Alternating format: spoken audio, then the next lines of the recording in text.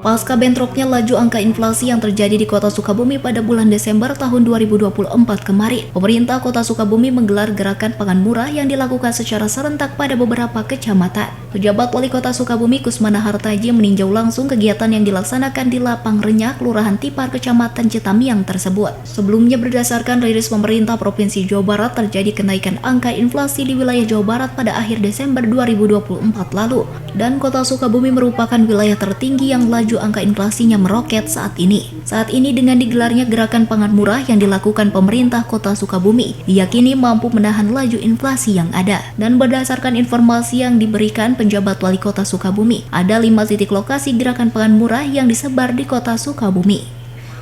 Mudah-mudahan tadi saya lihat makanya saya berupaya untuk menurunkan inflasi itu, termasuk juga harga ya dengan cara pasar murah, gerakan pangan murah. Dan alhamdulillah akan dilaksanakan di 5 titik selama Januari ini, dan nanti akan dilanjutkan menyambut bulan suci Ramadan di hari besar. Dari Kota Sukabumi, Sofwan Julfikar, Tim Liputan MGS TV melaporkan.